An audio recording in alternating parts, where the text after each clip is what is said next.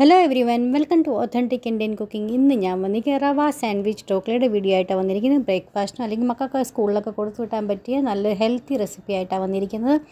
അപ്പം നമുക്ക് ഇന്നത്തെ വീഡിയോയിലേക്ക് പോയാലോ. ഏറ്റവും ആദ്യം നമുക്കൊരു ബൗൾ എടുക്കും. അതിനകത്ത് നമുക്കാണെങ്കിൽ 250 ml കപ്പിന് 1.5 കപ്പ് നമുക്ക് റവ എടുക്കണം. റവ നമ്മൾ വറുത്തതോ വറുക്കാത്ത ഏതാണെങ്കിലും കുഴപ്പമൊന്നുമില്ല. അപ്പോൾ നമുക്ക് റവ 1.5 കപ്പ് എടുത്തിട്ടുണ്ട്. ഇന്ന് നമുക്ക് മോര് എടുത്തിട്ടുണ്ട്. ഇച്ചിരി പുളിയുള്ള മോരെടുക്കണേ. നമുക്കാണെങ്കിൽ 250 ml ഏത് കപ്പാണ് എടുത്തേക്കുന്നത് ആ കപ്പിന് അളന്ന് തന്നെ വേണം എടുക്കാനായിട്ട്. എനിക്കാണെങ്കിൽ 250 ml കപ്പിന് 1.5 കപ്പ് ഞാൻ റവ എടുത്തതിന് അതിനാണെങ്കിൽ 2.5 കപ്പ് മോരിൻ്റെ ആവശ്യം വന്നു. പിന്നെ ഒരു 1/2 കപ്പ് വെള്ളം.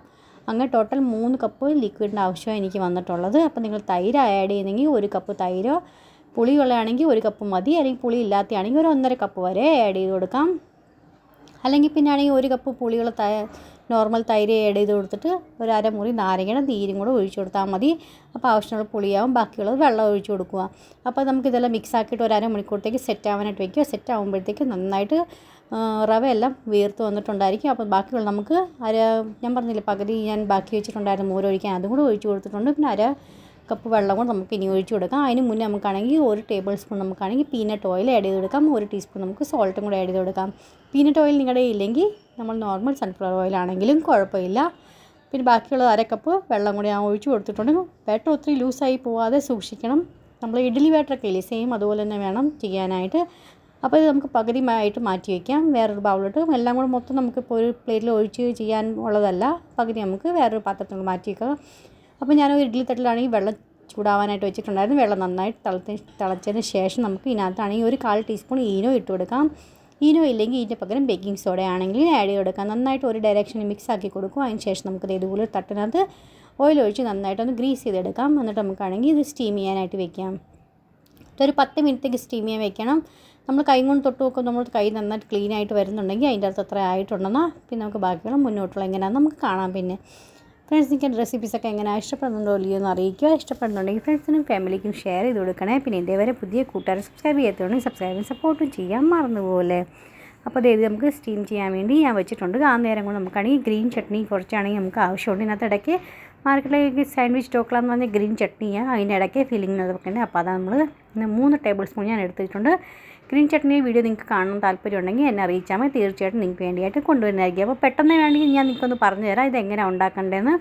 അപ്പോൾ മല്ലിയില, പുതിനയില, പിന്നെ അത് കഴിഞ്ഞിട്ട് പച്ചമുളക്, വെളുത്തുള്ളി, ഇഞ്ചി, പിന്നെ ബ്ലാക്ക് സോൾട്ട്, പിന്നെ ചെറിയ ജീരകം വറുത്ത് പൊടിച്ചതും, പിന്നെ അരമുറി നാരങ്ങ, ഇത്രയും കൂടി ഇട്ടിട്ട് പിന്നെ 1 ടേബിൾ സ്പൂൺ വെള്ളം ഒഴിച്ച് നന്നായിട്ടൊന്ന് അരച്ചെടുത്താൽ മതി. അപ്പോൾ നമുക്ക് ഗ്രീൻ ചട്നി നമ്മൾ റെഡിയാവും.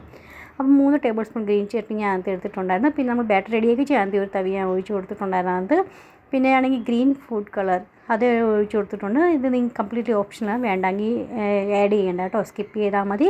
ഇഷ്ടമുണ്ടെങ്കിൽ മാത്രം ആഡ് ചെയ്താൽ മതി. അപ്പോൾ അത് നന്നായിട്ട് ക്ലീൻ ആയിട്ട് വന്നിട്ടുണ്ടായിരുന്നു. 10 മിനിറ്റ് സ്റ്റീം ചെയ്തു ഹൈ ഫ്ലെയിമിൽ. ഇനി നമുക്കാണെങ്കിൽ ഇത് ചട്നിയുള്ള നമ്മുടെ ബാറ്ററി ഇല്ലേ അതിനകത്തോട്ട് ഒഴിച്ചെടുക്കാം. ഇനി നമുക്ക് അത് ഒന്നും കൂടെ നമുക്കൊരു 5-10 മിനിറ്റത്തേക്ക് ഒന്നും കൂടെ സ്റ്റീം ചെയ്യാണ്ട് വെക്കാം.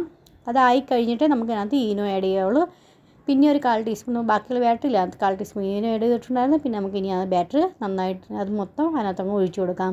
അപ്പോൾ അതിന് മുന്നേ നോക്കണേ നന്നായിട്ട് വെന്തിട്ടുണ്ടോ ഇല്ലയോ എന്ന്. അപ്പോൾ അത് നന്നായിട്ട് ആയിട്ടുണ്ട്. അപ്പോൾ ഇത് നമുക്ക് അതിനകത്തോട്ട് ഒഴിച്ചു കൊടുക്കാം. ഇനി നമുക്കാണെങ്കിൽ ഒരു 15 തൊട്ട് 20 മിനിറ്റ് നമുക്കൊന്ന് സ്റ്റീം ചെയ്തെടുക്കാം.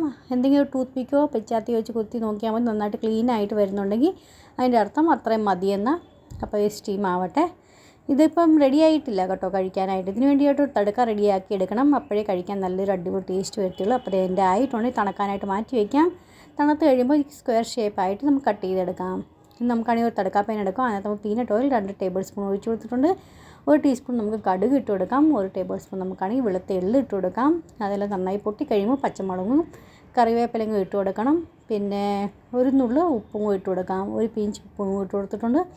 ഇതെല്ലാം നന്നായിട്ട് ഈ തടുക്കായി നമുക്ക് ഇതിൻ്റെ മേലോട്ട് ഒഴിച്ചു കൊടുക്കാം. പിന്നെ അതിൻ്റെ മേളിലാണെങ്കിൽ കുറച്ച് മല്ലിയിലയും കൂടെ ഒന്ന് വിതറി കഴിഞ്ഞാൽ നമ്മുടെ സാൻഡ്വിച്ച് ടോക്ല റെഡി ആയിട്ടുണ്ട് സെർവ് ചെയ്യാനായിട്ട്. നിങ്ങൾ തീർച്ചയായിട്ടും ട്രൈ ചെയ്ത് നോക്കണം. നിങ്ങൾക്ക് എല്ലാവർക്കും ഇഷ്ടപ്പെടുന്നുണ്ടെങ്കിൽ ഫ്രണ്ട്സിനും ഫാമിലിക്കും ഒന്ന് ഷെയർ ചെയ്ത് കൊടുക്കാനും മറന്നുപോലെ.